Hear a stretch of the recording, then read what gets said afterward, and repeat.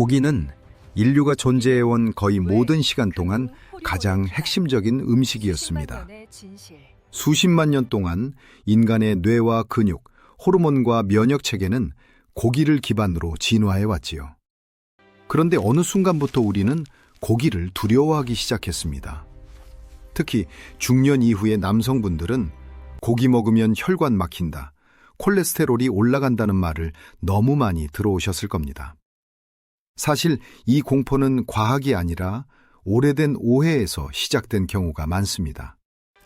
1950년대 이후 콜레스테롤과 지방을 악으로 몰아간 단순한 논리가 지금까지도 우리의 식탁을 지배하고 있는 것이지요.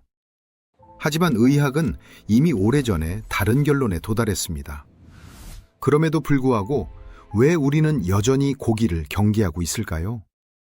오늘 이 영상에서는 막연한 공포가 아닌 실제 몸에 도움이 되는 고기의 기준을 차분하게 하나씩 짚어보려 합니다. 특히 나이가 들수록 근육 감소, 에너지 저하, 호르몬 불균형을 겪는 남성분들께 고기가 왜 다시 중요해지는지, 그리고 어떤 고기를 선택해야 하는지를 솔직하게 말씀드리겠습니다. 이제부터 가장 건강한 고기 탑tip을 통해 우리가 오해해온 진실과 꼭 알아야 할 기준을 함께 살펴보겠습니다. 가장 먼저 이야기할 고기는 10위, 닭고기입니다.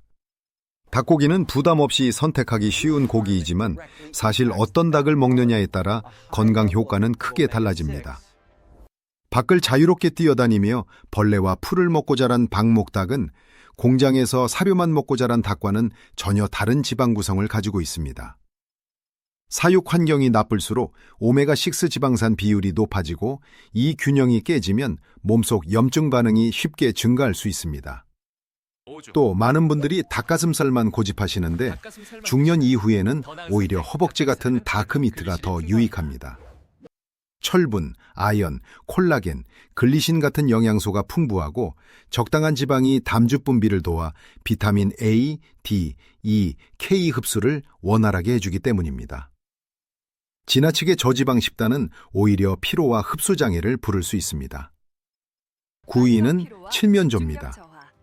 닭과 비슷해 보이지만 칠면조의 다크미트에는 비타민 B6과 B3가 더 풍부해 신경 전달과 에너지 생산에 도움을 줍니다. 실제로 중년 남성의 만성 피로와 집중력 저하는 이런 비타민 부족과 연관되는 경우가 많습니다. 다만 칠면조 역시 미네랄 밀도와 지방의 질 면에서는 반추동물 고기보다 한계가 있어 상위권에는 들지 못했습니다. 그렇다고 피해야 할 고기는 아닙니다. 중요한 것은 완벽한 선택이 아니라 가능한 범위 안에서 더 나은 선택을 반복하는 것입니다. 이제 8위, 돼지고기 이야기로 넘어가 보겠습니다. 돼지고기는 의외로 중년 남성에게 꼭 필요한 영양소를 많이 품고 있습니다. 특히 비타민 B1이 매우 풍부한데 이 영양소는 혈당 대사와 신경 전달, 그리고 세포 에너지 생산에 직접적으로 관여합니다. 손발이 저리거나 쉽게 피로해지는 분들 중 상당수는 이 비타민이 부족한 경우가 많지요. 문제는 돼지고기 자체가 아니라 대부분의 돼지가 어떻게 길러지는가에 있습니다.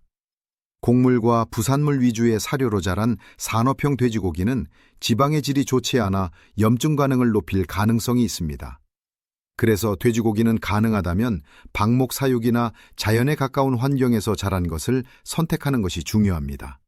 그렇지 않다면 섭취 빈도를 조절하는 지혜가 필요합니다. 7위는 사슴고기 같은 야생육입니다. 야생육의 가장 큰 장점은 환경 걱정이 없다는 점입니다. 자연에서 자란 동물은 본래의 먹이를 먹고 자라기 때문에 미네랄 밀도가 높고 오메가3와 오메가6 비율도 매우 이상적입니다. 철분과 아연, 인이 풍부해 혈액과 근육 건강에 도움이 되지요. 하지만 야생육은 지나치게 지방이 적다는 한계가 있습니다. 지방이 부족하면 지용성 비타민 흡수가 어려워지고 중년 이후에는 오히려 에너지 균형이 깨질 수 있습니다. 결국 야생육은 훌륭한 고기이지만 충분한 지방을 함께 보완해야 하고 구하기 어렵고 가격이 높은 현실적인 문제도 함께 고려해야 합니다. 6위는 양고기입니다. 양고기는 많은 분들이 향 때문에 망설이지만 영양학적으로는 매우 안정적인 선택입니다. 대부분의 양은 자연 방목으로 길러지기 때문에 별다른 고민 없이도 좋은 품질을 기대할 수 있고 오메가3와 오메가6 비율도 균형 잡혀 있습니다. 또한 항산화 작용을 하는 CLA가 풍부해 염증 관리와 체지방 대사에 도움을 줄 수 있습니다. 아연 함량도 높아 남성 호르몬과 면역 기능을 동시에 지지해 주지요. 가격 대비 만족도가 높다는 점도 중년 남성에게는 현실적인 장점입니다. 이쯤에서 꼭 짚고 넘어가야 할 것이 있습니다. 바로 붉은 고기에 대한 공포입니다. 우리는 오랫동안 붉은 고기는 몸에 나쁘다는 말을 들어왔습니다. 하지만 인류의 역사 어디에도 고기를 먹지 않고 살아온 문화는 없습니다. 오히려 인간의 소화 구조와 호르몬 시스템은 붉은 고기를 중심으로 설계되어 왔습니다. 문제는 고기 그 자체가 아니라 어떤 환경에서 자랐고 무엇과 함께 먹느냐입니다. 지나치게 가공된 탄수화물과 함께 먹을 때 붉은 고기는 오해를 받게 됩니다. 적절한 지방과 함께 섭취한 붉은 고기는 포만감을 높이고 혈당 변동을 줄이며 중년 이후 무너지는 대사 균형을 다시 잡아주는 역할을 합니다. 이제 많은 분들이 가장 혼란스러워하는 주제, 콜레스테롤과 포화지방에 대해 이야기해 보겠습니다. 사실 이 논쟁의 시작은 1950년대로 거슬러 올라갑니다. 당시 심장병이 급증하자 혈관 속 플라크에서 콜레스테롤이 발견되었고 그 결과 콜레스테롤을 먹어서 병이 생긴다는 단순한 결론이 퍼지게 되었습니다. 이후 수십 년 동안 콜레스테롤은 마치 독처럼 취급받았지요.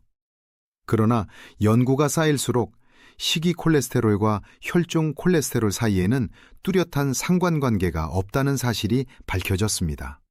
결국 2015년 공식 지침에서도 콜레스테롤은 과잉 섭취 우려 영양소가 아니라는 점이 인정되었습니다. 포화지방 역시 마찬가지입니다. 포화지방이 LDL 수치를 올릴 수는 있지만 그 LDL은 크고 부드러운 형태로 존재합니다. 문제는 여기에 인슐린 저항성, 만성 염증, 산화 스트레스가 동시에 겹칠 때입니다. 이런 조건이 갖춰져야만 혈관 문제로 이어질 가능성이 커집니다. 즉, 고기와 포화지방이 원인이 아니라 가공식품과 당류, 씨앗 기름이 함께 섞일 때 위험해지는 것입니다. 또한 일부 사람들은 장내 환경에 따라 포화지방에 민감하게 반응하기도 합니다. 그래서 중요한 것은 공포가 아니라 자신의 몸 상태를 이해하고 지방의 종류를 조절하는 지혜입니다. 중년 이후 건강은 극단이 아니라 균형에서 결정됩니다. 이제 5위와 4위 생선 이야기로 넘어가 보겠습니다. 5위는 자연산 연어입니다. 연어가 중년 이후에 특히 중요한 이유는 EPA와 DHA라는 오메가3 지방산 때문입니다. 이 지방산은 심혈관 건강뿐 아니라 뇌기능, 기억력, 그리고 만성 염증 조절에 깊이 관여합니다. 실제로 나이가 들수록 관절이 뻣뻣해지고 이유 없이 피로해지는 분들은 오메가3 부족이 겹쳐 있는 경우가 많습니다. 연어에는 또 하나의 강력한 성분이 있는데 바로 아스타잔틴이라는 항산화 물질입니다. 이는 세포 노화를 늦추고 눈과 피부, 혈관 건강을 동시에 보호해 줍니다. 물론 양식 연어도 선택할 수는 있지만 자연산에 비해 지방산 비율이 떨어진다는 점은 알고 계셔야 합니다. 4위는 정어리입니다. 정어리는 크기가 작고 생애 주기가 짧아 중금속 축적 위험이 매우 낮습니다. 통조림 정어리를 뼈째 먹으면 칼슘과 인까지 함께 섭취할 수 있어 골다공증이 걱정되는 중년 남성에게도 유리합니다.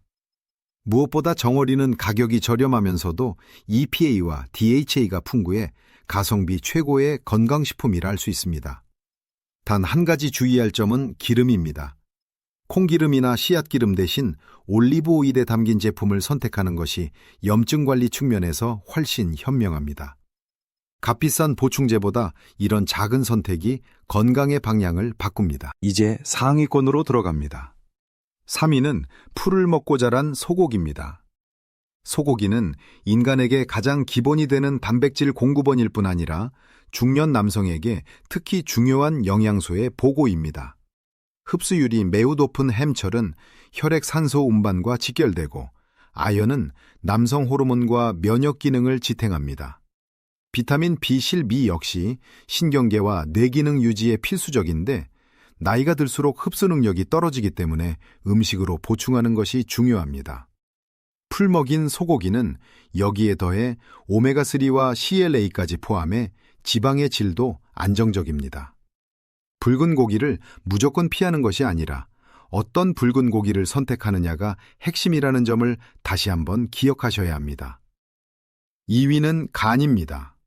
소나 닭의 간은 단연코 가장 영양 밀도가 높은 식품입니다. 바로 사용할 수 있는 비타민 A, 자연 형태의 엽산, 비타민 B군, 콜린, 구리까지 풍부하게 들어 있습니다.